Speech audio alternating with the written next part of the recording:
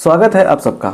जैसे कि हम लोग 12th क्लास के लिए VBI ऑब्जेक्टिव क्वेश्चन पढ़ रहे हैं और आज हम लोग इसमें पढ़ने वाले हैं काफ़ी इम्पोर्टेंट चैप्टर जिसका नाम है 3D। तो 3D से बहुत सारे क्वेश्चन पूछे जाते हैं। बढ़िया से एक एक क्वेश्चन को समझना है। और सुनिए, डिस्क्रिप्शन बॉक्स में टेलीग्राम ग्रुप का लिंक दिया गया है, उसे टच करके जाके हमसे आप ज्वाइन हो जाइए। एक और बात सुनिए, डिस्क्रिप्शन में ही 2 मार्क वाले क्वेश्चन का लिंक है, वहाँ से उसे भी देख सकते हैं। और डिस्क्रिप्शन में ही और भी आपके लिए इम्पोर्टेंट चीज़ें बताई गई है, वहाँ से जाकर फॉलो कर सकते हैं। और फिर आप चाहते हैं मनचाहा चीज़ प्राप्त करने के लिए तो करना कुछ नहीं है, आप जाइए प्लेलिस्ट में और वहाँ बहुत सारा चीज़ें हैं, वहाँ से आप ढूंढ कर पढ़ सकते हैं। इन चीज़ों को हम बार बार इसलिए बताते हैं आपको क्योंकि बहुत सारे बच्चों को सही से मेरे वीडियोज़ नहीं मिल पाते हैं। तो जब तक आपको हम नहीं बताएंगे तब तक आपको पता नहीं चलेगा। चलिए इस क्लास को स्टार्ट करते हैं, लेकिन कहना चाहेंगे कम समय में ज़्यादा चीज़ें आपको सीखना है, इसलिए पूरे क्लास को देखना है। और हाँ, लाइक कर दीजिए फटाफट बिना किसी से पूछे। तो पहला क्वेश्चन आपके लिए हम रख रहे हैं बोर्ड पर। चलिए पहला क्वेश्चन है, द डिस्टेंस मतलब होता है दूरी, डिस्टेंस ऑफ एक पॉइंट दिया गया है इतना फ्रॉम ओरिजिन। ओरिजिन का मतलब होता है मूल बिंदु से। मूल बिंदु से इस बिंदु का जो दूरी होगा वो कितना होगा बताइए। ऑप्शन दिया रहेगा, हम ऑप्शन नहीं दिए हैं क्योंकि समय आपका बचा है अच्छा से। चलिए तो इस क्वेश्चन को सॉल्व करने के पहले कुछ बेसिक कॉन्सेप्ट है, उसको समझना काफ़ी जरूरी है। यहाँ पे देखिए, रिमेंबर ए और बी 2 पॉइंट्स हैं, तो ए से बी के बीच का जो डिस्टेंस होगा उसको हम लिखते हैं कैसे लिखेंगे देखिए। तो इसको आपको याद रखना पड़ेगा, यहाँ लिखे नहीं हम। तो करना क्या है देखिए, तरीका करना क्या है याद करने का, लिखिएगा A B is equal to, देखिए क्या करना है आपको, ऐसे बाद वाला माइनस पहले वाला, x2 माइनस x1 का स्क्वायर, फिर बाद वाला माइनस पहले वाला y2 माइनस y1 का स्क्वायर, और फिर प्लस रूट के अंदर ही z में आइए, बाद वाला माइनस क्या हुआ, बाद वाला माइनस पहले वाला, ऐसे। क्लियर। तो ये ए बी को निकालने का शानदार तरीका मिल गया। और मूल बिंदु से हो, ओरिजिन से हो, जिसे ओरिजिन कहते हैं, क्या होता है हमको मिल जाता है पॉइंट ही। ओरिजिन से हो तो क्या होगा, बाद वाला माइनस पहले वाला, x माइनस 0 का स्क्वायर मतलब X square plus Y square plus Z square. Simple इसका स्क्वायर करके लिख देंगे। तो अब सुनिए, अब यहाँ पे क्या होगा, यहाँ पे क्या हो जाएगा आंसर, बोलिए। आंसर हो जाएगा आपको, ओरिजिन से है तो क्या हो जाएगा, -3 का स्क्वायर 9 प्लस 4 का स्क्वायर 16 प्लस 5 का स्क्वायर 25। सबको ऐड कर दीजिए, कितना होगा 25 25 50, 50 रूट में आ गया, तोड़ लेंगे तब 25 तो 50 होता है, मतलब 5 रूट 2 क्या होगा, यूनिट्स, या इतना ही लिख सकता है यूनिट्स है ना, इतना इकाई हो जाएगा। समझ गए ना। तो ये आपको फार्मूला मिल गया, राइट। अगर आपसे पूछा जाए कि 3 1 4 एंड कह रहे क्या 2 6 5, इसके बीच का डिस्टेंस बताइए। मान लीजिए P लिखा, हमने Q लिखा, तो आप हमें कमेंट बॉक्स में कमेंट कीजिएगा। अभी क्लास होगा थोड़े हुए बता रहे हैं कि PQ बराबर क्या होगा। ये पूछा हुआ क्वेश्चन, इसलिए इसमें हम चर्चा ज़्यादा कर दिए हैं। आइए दूसरा क्वेश्चन देखा जाए। इधर वाला जो लिखा हुआ है ऑप्शन नहीं है, बस समझिए बात को। Distance of point 3 4 5 from x axis, x अक्ष से इस बिंदु का दूरी क्या होगा बताइए। देखिए तो देखिए याद रखिएगा, जब x अक्ष से पूछेगा तो ये फॉर्मूला अप्लाई करेंगे, Y square plus Z square. जिसके बारे में पूछेगा उसको छोड़ के बाकी दोनों का स्क्वायर करके जोड़ देंगे और रूट कर देंगे। y के लिए ये हो जाएगा, z के लिए ये हो जाएगा। तो सिंपल बात है, किसको पूछा, x को काट देंगे यहाँ पे। 4 का स्क्वायर 16 प्लस 5 का स्क्वायर 25, कितना होगा 16 25 रूट अंडर 41, और यहीं जहाँ रहेगा वहाँ पे ऑप्शन मार दीजिएगा। बहुत सुंदर क्वेश्चन है। चलिए अगला क्वेश्चन देखा जाए। ये जो है ना, ये लिख लीजिएगा, बहुत जरूरी है। अब मान लीजिए कहेगा इसी के बारे में वाई एक्सिस से बताइए, जेड एक्सिस से बताइए, तो कैसे करेंगे, फॉर्मूला आपके लिए हो गया। इधर वाला जो पार्ट होता है ना, काफ़ी इंपॉर्टेंट होता है। क्लास के बाद आप कमेंट बॉक्स में कमेंट करके बताइएगा कि मेरा जो तरीका है पढ़ाने का और जो बताने का तरीका है वो कैसा है, बढ़िया है कि नहीं आपके लिए। यहाँ पे आइए, अगला क्वेश्चन है, अलग सा क्वेश्चन है, बस जो पिछला क्वेश्चन था उसी के बेस वही बनने वाला है, लेकिन थोड़ा सा देखिए चेंज क्या है। Distance of 3, 4, 5 from X Y plane. देखिए एक्स वाई प्लेन की बात कर रहे थे, एक्स वाई प्लेन की जब बात करेगा इससे डिस्टेंस निकालना है। देखिए तो याद रखिएगा एक्स वाई प्लेन की बात करेगा तो आंसर जेड हो जाएगा, जेड का वैल्यू लिखेंगे यहाँ पे। और वाई जेड प्लेन से बात करेगा तो जो गायब है इसमें एक्स वाई जेड लिख सकते हैं हम लोग, तो एक्स वाई जेड में वाई जेड लिखा हुआ तो एक्स गायब है, जेड एक्स की बात करेंगे तो वाई आंसर हो जाएगा यहाँ पे, है ना। चलिए तो यहाँ पे वाई जो गायब इसमें है एक्स वाई जेड में, देखिए एक्स जेड दिया है, वाई गायब है, तो जो गायब रहेगा आंसर हो जाएगा। तो इसमें देखिए इसमें क्या एक्स वाई दिया है, क्या क्या दिया है, एक्स दिया है यहाँ पे, तो एक्स दिया है यहाँ पे देखिए, तो एक्स को काट दीजिए, वाई को काट दीजिए, आंसर क्या हो जाएगा आपका, आंसर इसका 5 हो जाएगा। 5 is your correct answer. Plane की जब बात करेगा तो सिर्फ ये तरीका अप्लाई करेंगे, लेकिन जैसे लिख देगा यहाँ पे axis, X axis, Y axis, Z axis, तो वहाँ पे क्या करते हैं हम लोग, जो पिछला फॉर्मूला पढ़ाए थे उसको यूज करेंगे। तो नेक्स्ट क्वेश्चन देखिए क्या है, उसको समझिए बढ़िया से। यहाँ पे आइए, यहाँ पे अगला क्वेश्चन बहुत प्यारा सा क्वेश्चन है, हमेशा पूछता है कि the direction cosines of x axis, X axis की बात की गई है, याद रखिएगा। एक्स एक्सिस की पूछेगा तो ये लिखिएगा आंसर में 100, वाई के लिए ये, जेड के लिए ये, तीनों में कुछ पूछ सकता है ना। तो एक्स यहाँ पूछ रहा है तो ये आपसे, आपको तो हम मतलब बता दे रहे हैं एक्स्ट्रा में, तो अगर मान लीजिए वाई चाहे जेड पूछ दे तो पक्का आप ऐसे लिखिएगा, हमेशा पूछता है। ये सब चीज़ याद करना चाहिए, इसमें दिमाग लगाने की आवश्यकता आपको नहीं है, ठीक है ना। चलिए अगला क्वेश्चन देखा जाए। अब यहाँ पे देखिए एक पोजीशन वेक्टर दिया हुआ है और करे कि डिसीज आर, मैं डायरेक्शन को साइन क्या होंगे। इसके लिए देखिए कुछ करना नहीं है आपको, देखिए यहाँ पे जो दिया गया है ना वेक्टर, इसका मैग्नीट्यूड निकालिए, मैग्नीट्यूड निकाल देंगे तो यहाँ पे क्या हो जाएगा, देखिए 3 का स्क्वायर 9, 2 का स्क्वायर 4, 6 का स्क्वायर 36, तो यहाँ पे क्या होगा 7 हो जाएगा। कितना होगा, 7 हो जाएगा।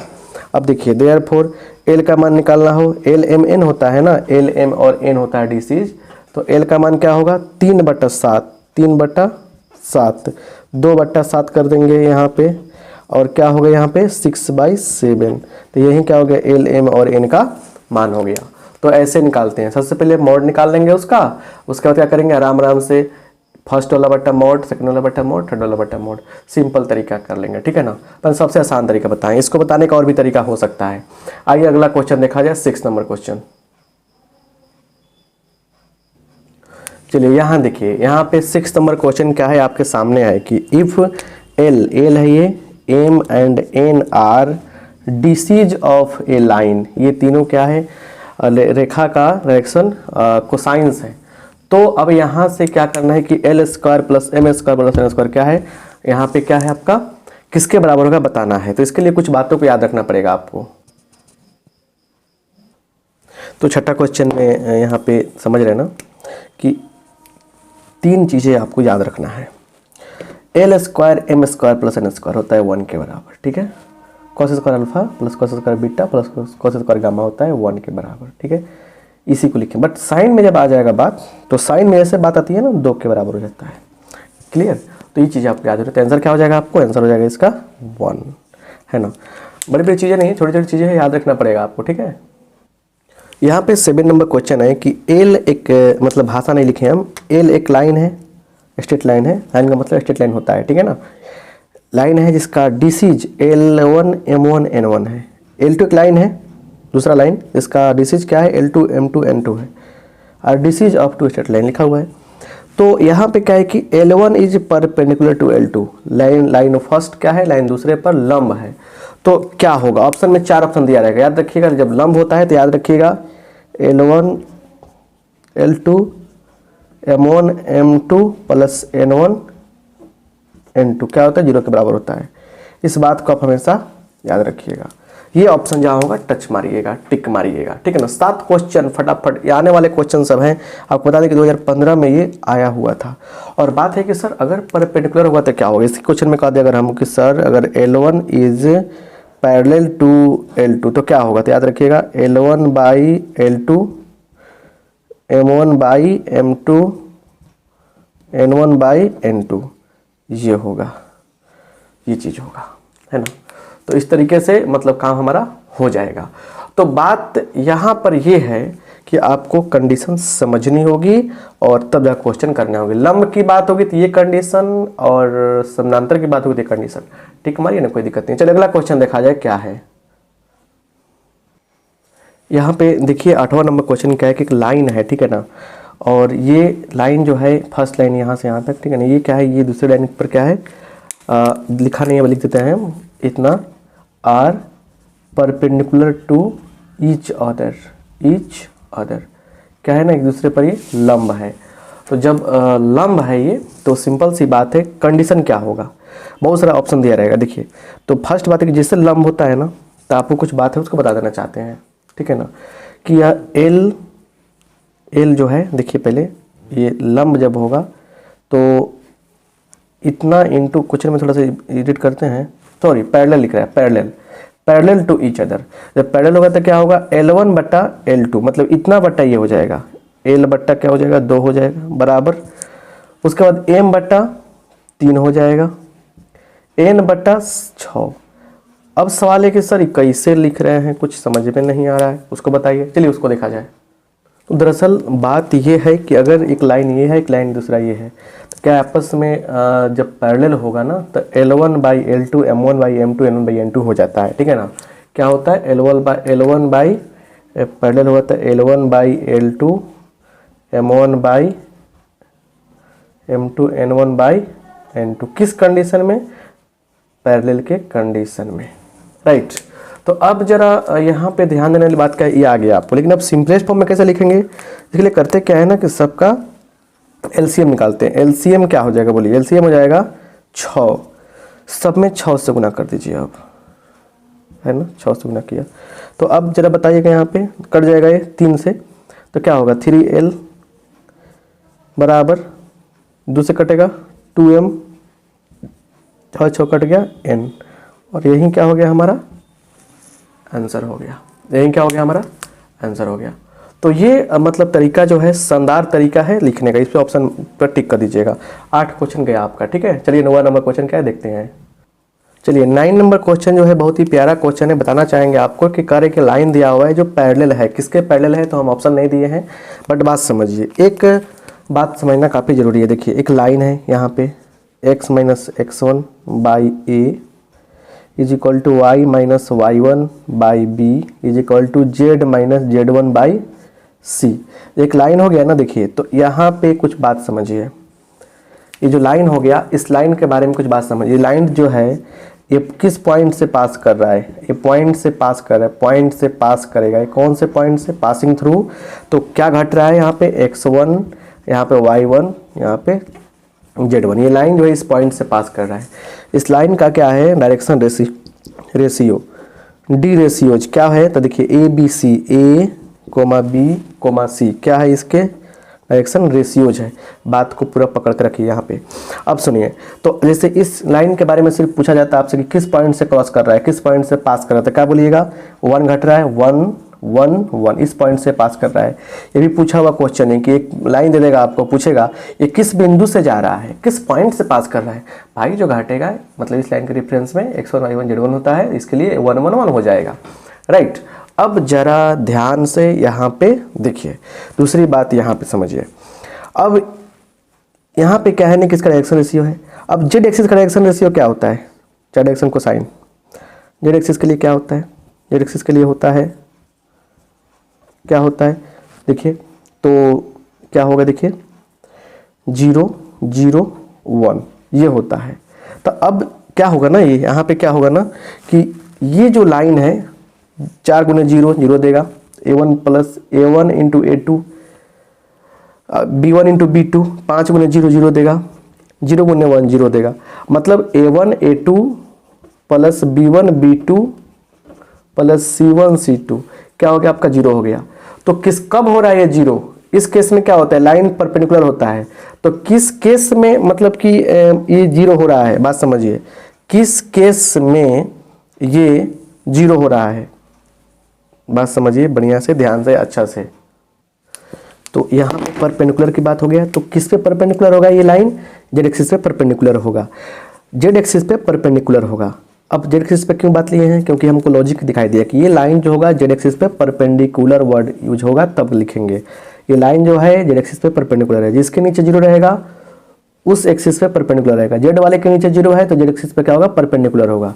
सर लेकिन यहाँ तो पूछ रहा है पैरेलल, तो इसके लिए टेक्निक याद रखिएगा किसके नीचे 0 है, जेड के नीचे, इसको छोड़ दीजिए, बाकी एक्स और वाई आ गया तो लिख दीजिएगा आप, ये पैरेलल होगा किस प्लेन के, तो एक्स वाई प्लेन के पैरेलल होगा ये लाइन, एक्स वाई प्लेन के क्या होगा, ये पैरेलल होगा, जेड एक्सिस के परपेंडिकुलर होगा और एक्स वाई प्लेन के पैरेलल होगा, राइट। तो ये रहा आपका 9वां नंबर क्वेश्चन।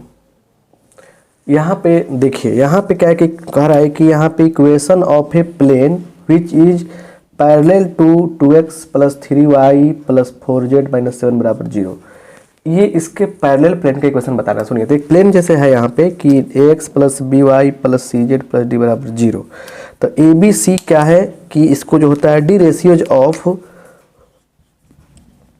नॉर्मल का डी रेशियोज हम लोग कहते हैं, क्या कहते हैं, नॉर्मल का डी रेशियोज कहते हैं। अब बात जो है उसको आराम से समझने का प्रयास कीजिए, क्या है कहानी।